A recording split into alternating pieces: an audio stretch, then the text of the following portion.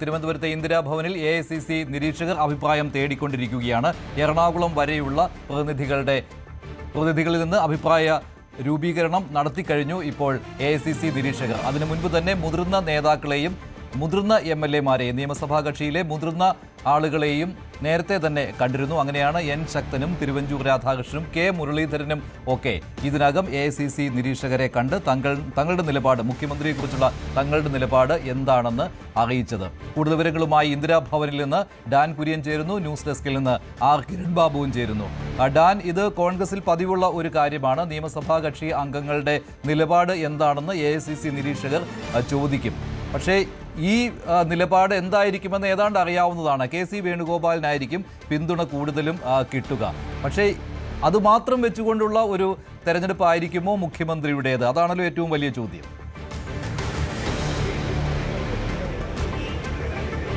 2 മുതൽ 3 മിനിറ്റ് വരെ ഓരോ MLA-മാർക്കും അനുവദിച്ചുകൊണ്ടാണ് ആരെ പിന്തുണയ്ക്കുന്നു, എന്തുകൊണ്ട് പിന്തുണയ്ക്കുന്നു എന്ന 2 പ്രധാനപ്പെട്ട ചോദ്യങ്ങൾ ഈ 63 പേരോടും ചോദിച്ചുകൊണ്ടിരിക്കുന്നത്. ഇതിൽ പകുതിയിലധികം ആളുകളെ ഇതിനോടകം കണ്ടു കഴിഞ്ഞു.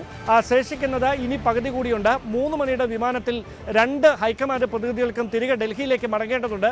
അതുകൊണ്ട് ഏറെക്കുറെ ഒരു മണിക്കൂറിനകത്ത് ഈ ചർച്ചകളൊക്കെ അവസാനിപ്പിക്കേണ്ടതുണ്ട്. 2:30-യുടെ വന്ദേ ഭാരത് ട്രെയിനിൽ PK കുഞ്ഞാലിക്കുട്ടി തിരുവനന്തപുരത്തേക്ക് എത്തുന്നുണ്ട്. ഒരുപക്ഷേ ഘടകകക്ഷികളുടെ പ്രധാനപ്പെട്ട നേതാക്കളുമായി കൂടി ഈ MLA-മാരുമായുള്ള കൂടിക്കാഴ്ചയ്ക്ക് ശേഷം ഹൈക്കമാൻഡ് പ്രതിനിധികൾ വിശദമായ ചർച്ച നടത്തിയേക്കുമെന്ന വിവരങ്ങൾ കൂടി പുറത്തു വരുന്നുണ്ട്. പ്രവർത്തക സമിതി അംഗങ്ങൾ ഉൾപ്പെടെയുള്ളവരുമായി രാവിലെ മുകുൾ വാസ്നിക്കും അജയ് മക്കാനും ടാജ് വിവാദിയിൽ കൂടിക്കാഴ്ച നടത്തിയിരുന്നു. എടുത്തു പറയേണ്ട കാര്യം, ഇങ്ങനെയൊരു ചർച്ച നടക്കുന്ന കാര്യം അറിയാമായിട്ടും ശശി തരൂർ, അദ്ദേഹം കോൺഗ്രസിന്റെ പ്രവർത്തക സമിതി അംഗമാണ്. അദ്ദേഹം ഇങ്ങനെയൊരു ചർച്ച ഇങ്ങനെ നടക്കുന്ന കാര്യം നേരത്തെ അറിയിച്ചതാണ്. പക്ഷേ അദ്ദേഹം ഇന്നലെ അമേരിക്കയിലേക്ക് പോയി. ഈ വിവാദങ്ങളിൽ ഉൾപ്പെടാൻ താല്പര്യമില്ലാത്തതിനാൽ ബോധപൂർവം തരൂർ മാറി നിൽക്കുന്നതാണ് എന്ന വിവരങ്ങൾ കൂടി പുറത്തു വരുന്നുണ്ട്. എന്തായാലും നിലവിൽ നടക്കുന്ന ചർച്ചകളിൽ അത് സ്വാഭാവികമായി MLA-മാരിൽ അധിക പേരുടെയും പിന്തുണ ആർക്കാണ് എന്ന കാര്യം പരസ്യമായ രഹസ്യമാണ്. അതുകൊണ്ട് തന്നെ അതിൽ വലിയ അത്ഭുതങ്ങളൊന്നും സംഭവിക്കാനിടയില്ല. ഇനി നിർണായകമായി മാറുന്നത് മുൻ KPCC അധ്യക്ഷന്മാരുടെയും പ്രവർത്തക സമിതി അംഗങ്ങളെയും അതോടൊപ്പം തന്നെ സംസ്ഥാനത്തെ മറ്റ് MP-മാരുടെയും നിലപാടായിരിക്കും. MP-മാരും ഇവിടേക്ക് എത്തുന്നുണ്ട്. ഷാഫി പറമ്പിൽ ഉൾപ്പെടെയുള്ളവർ അല്പസമയം മുമ്പാണ് എത്തിയത്. അടൂർ പ്രകാശ് രാവിലെ തന്നെ, അദ്ദേഹം UDF-ന്റെ കൺവീനർ കൂടിയാണ്, രാവിലെ തന്നെ ഇന്ദിരാഭവനിലേക്ക് എത്തിയിരുന്നു. തിരുവഞ്ചൂർ രാധാകൃഷ്ണൻ ഉൾപ്പെടെയുള്ള നേതാക്കൾ പറഞ്ഞത് പരസ്യമായി ആരെയാണ് പിന്തുണയ്ക്കുന്നതെന്നോ എന്താണ് അതിന് കാരണമെന്നോ മാധ്യമങ്ങൾക്ക് മുമ്പിൽ പ്രതികരിക്കാനില്ല. അത് പാർട്ടിയുടെ കീഴ്വഴക്കമല്ല. പക്ഷേ പറയാനുള്ളത് കൃത്യമായി അറിയിച്ചിട്ടുണ്ട് എന്ന് തിരുവഞ്ചൂർ രാധാകൃഷ്ണനും ഉമാ തോമസ് ഉൾപ്പെടെയുള്ള വനിതാ നേതാക്കളും വ്യക്തമാക്കിയിട്ടുണ്ട്. അങ്ങനെയെങ്കിൽ ഞായറാഴ്ച തന്നെ തീരുമാനമുണ്ടാകുമെന്ന് K മുരളീധരൻ പറഞ്ഞ വാക്കുകൾക്കാണ് ഇപ്പോൾ ആക്കം കൂടുന്നത്. എത്രയും പെട്ടെന്ന് തന്നെ തർക്കങ്ങൾ പരിഹരിച്ചുകൊണ്ടൊരു തീരുമാനത്തിലേക്ക് എത്താനാകും എന്ന പ്രതീക്ഷയിലാണ് കോൺഗ്രസ് ക്യാമ്പുള്ളത്. അതേസമയം കടുത്ത നിലപാടിൽ ഉറച്ചു നിൽക്കുകയാണ് സതീശൻ പക്ഷം. മുഖ്യമന്ത്രി പദത്തിൽ കുറഞ്ഞ ഒന്നും തങ്ങൾ ആഗ്രഹിക്കുന്നില്ല. മുഖ്യമന്ത്രി പദവി തന്നെ വേണമെന്ന നിലപാടിൽ VD സതീശനും അദ്ദേഹത്തെ അനുകൂലിക്കുന്നവരും ഇപ്പോഴും ഉറച്ചു നിൽക്കുകയാണ്.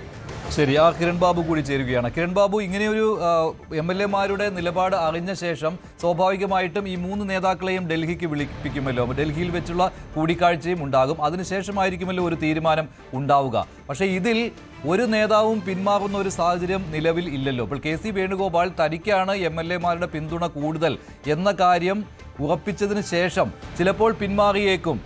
അങ്ങനെ ഒരു കാര്യം പരസ്യമായതിനു ശേഷം പിന്മാറിയേക്കും എന്ന ഒരു അഭ്യൂഹം ഉണ്ടായിരുന്നു. അതിനുള്ള സാധ്യത ഇപ്പോൾ കാണുന്നുണ്ടോ? മഞ്ജുഷ, ഒരു ഉജ്ജ്വല വിജയത്തിന് ശേഷം അത്യസാധാരണമായ ഒരു പ്രതിസന്ധിയിലാണ് ഇപ്പോൾ നിലവിൽ കേരളത്തിലെ കോൺഗ്രസും ഹൈക്കമാൻഡും നിൽക്കുന്നത് എന്നാണ് ഏറ്റവും പ്രധാനം. ഇന്നിപ്പോൾ MLA-മാരുടെ അഭിപ്രായം കോൺഗ്രസ് ഹൈക്കമാൻഡിൻ്റെ പ്രതിനിധികൾ തേടുന്നുണ്ട്. ആ കാര്യത്തിൽ നമുക്ക് ഏറെക്കുറെ ഉറപ്പാണ്. അവിടെ വ്യക്തമായ മേൽക്കൈ KC വേണുഗോപാലിൻ്റെ പേരിന് തന്നെ വരാൻ തന്നെയാണ് സാധ്യതയുള്ളത്. കാരണം ഈ ജയിച്ചു വന്ന MLA-മാരിൽ നല്ലൊരു ശതമാനം പേരും KC വേണുഗോപാലിനെ അനുകൂലിക്കുന്ന ആളുകൾ തന്നെയാണ്. പക്ഷേ ഇതിനുശേഷം ഈ അഭിപ്രായം കോൺഗ്രസ് ഹൈക്കമാൻഡ് മുന്നിൽ പ്രതിനിധികൾ സമർപ്പിക്കും.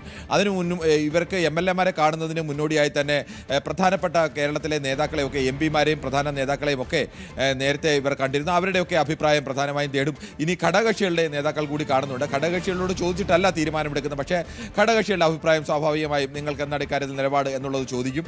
അതും അടക്കം ഒരു റിപ്പോർട്ട് ഹൈക്കമാൻഡ് നൽകും. പിന്നീട് ഹൈക്കമാൻഡ് ഈ 3 പ്രധാനപ്പെട്ട നേതാക്കളെയും ഇവരെ 3 പേരെയും വിശ്വാസത്തിലെടുത്തുകൊണ്ട് മാത്രമേ ഹൈക്കമാൻഡ് ഒരു പ്രഖ്യാപനത്തിലേക്ക് നീങ്ങുകയുള്ളൂ. KC വേണുഗോപാലിനെ ആയാലും VD ഡി സതീശനെ ആയാലും രമേശ് ചെന്നിത്തല ഈ 3 പേരെയും വിശ്വാസത്തിലെടുത്തുകൊണ്ട് ഇതിലൊരു പ്രധാനപ്പെട്ട പ്രത്യേകത സാധാരണഗതിയിൽ കേരളത്തിൽ ഒരു തെരഞ്ഞെടുപ്പ് അല്ലെങ്കിൽ ഇന്ത്യയിലെ ഏത് സംസ്ഥാനത്ത് കോൺഗ്രസ് ഒരു വിജയം കഴിഞ്ഞാൽ ആ വിജയത്തിൻ്റെ നായകരായി നിൽക്കുന്ന പ്രധാനപ്പെട്ട നേതാക്കൾ ഡൽഹിയിലെത്തി കോൺഗ്രസ് അധ്യക്ഷനെയും സോണിയാഗാന്ധിയെയും കാണുക അതൊരു പതിവാണ്. പക്ഷേ വി ഡി സതീശൻ എന്തുകൊണ്ടോ രമേശ് ചെന്നിത്തലയും കെ സി വേണുഗോപാലും ഒക്കെ അത് ചെയ്തെങ്കിലും വി ഡി സതീശൻ എന്തുകൊണ്ടോ ഡൽഹിയിൽ പോവുകയും അവരെ കാണുകയും ഒന്നും ചെയ്തിട്ടില്ല. അദ്ദേഹം കേരളത്തിൽ തന്നെ തുടരുകയാണ്. അത്തരത്തിലൊരു ചർച്ച ഹൈക്കമാൻഡുമായി വി ഡി സതീശൻ്റെ ഭാഗത്തു നിന്ന് നേരിട്ട് ഉണ്ടായിട്ടില്ല എന്നാണ് നമുക്ക് ഇതുവരെ ലഭ്യമായ സൂചനകൾ. എന്തായാലും അത്തരം ചർച്ചകൾ കൂടി ശേഷം മാത്രമേ ഇക്കാര്യത്തിൽ ഒരു പ്രഖ്യാപനത്തിലേക്ക് നീങ്ങാൻ സാധ്യതയുള്ളൂ. അപ്പോഴും MLA-മാർ ആവർത്തിച്ചു പറയുന്ന ഒന്നുണ്ട്, കോൺഗ്രസിൻ്റെ രീതി അത് പല സ്ഥലങ്ങളിലും ഇതിനൊക്കെ മുമ്പ് മുഖ്യമന്ത്രി തിരഞ്ഞെടുക്കാൻ വേണ്ടി തർക്കമെന്ന് പറയുന്നത് കോൺഗ്രസ് എത്രയോ സംസ്ഥാനത്ത് കർണാടകയിലൊക്കെ നമ്മൾ കണ്ടതാണ് പരസ്യമായ വെല്ലുവിളികളിലേക്കൊക്കെ പോകുന്ന ചർച്ചകളൊക്കെ. അവിടെയൊക്കെ അവസാനം വരുന്നത് നിയമസഭാ കക്ഷിയിൽ ഏതു നേതാവിനാണോ കൂടുതൽ ഭൂരിപക്ഷം കിട്ടുക ആ നേതാവിനെ മുഖ്യമന്ത്രിയെ തിരഞ്ഞെടുക്കുക എന്നുള്ളതാണ്. അല്ലെങ്കിൽ നിയമസഭാ കക്ഷിയിൽ ഭൂരിപക്ഷം കിട്ടുന്ന നേതാവ് സ്വയം മാറി നിന്നുകൊണ്ട് മറ്റാരുടെയെങ്കിലും പേര് നിർദ്ദേശിക്കണം. അങ്ങനെ ഒരു സാധ്യത വന്നാലും കെ സി വേണുഗോപാലിനെ സംബന്ധിച്ച് മാറി നിന്നാൽ ആരുടെ പേരാണ് അത് രമേശ് ചെന്നിത്തലയുടെ പക്ഷം കാണുന്ന ഏറ്റവും പ്രധാനപ്പെട്ട ഒരു പ്ലസ് പോയിന്റ് അവിടെയാണ്. ഇനി കെ സി വേണുഗോപാൽ മാറി നിന്നാൽ അദ്ദേഹത്തിൻ്റെ പിന്തുണ വി ഡി സതീശനായിരിക്കില്ല, തനിക്കായിരിക്കും എന്നുള്ളൊരു പ്രതീക്ഷയാണ്. മറിച്ച് വി ഡി സതീശൻ കാണുന്ന മറ്റൊന്നാണ് MLA-മാരുടെ പിന്തുണയല്ല, ഇത് സാധാരണക്കാരായ കോൺഗ്രസ് പ്രവർത്തകർക്ക് ഭാഗത്തു നിന്ന് കൂടുതൽ പേരുടെ പിന്തുണ തനിക്കാണുള്ളത്, കേരളത്തിൻ്റെ പൊതുവികാരം തനിക്കാണ് എന്ന് തെളിയിക്കാനാണ് അദ്ദേഹം ശ്രമിച്ചുകൊണ്ടിരിക്കുന്നത്. എന്തായാലും അത്തരമൊരു അസാധാരണ പ്രതിസന്ധിയിലൂടെയാണ് ഇപ്പോൾ കോൺഗ്രസ് കടന്നു പോകുന്നത്. കൂടുതൽ വാർത്തകൾക്ക് news 18 Keralam YouTube channel subscribe ചെയ്യുക.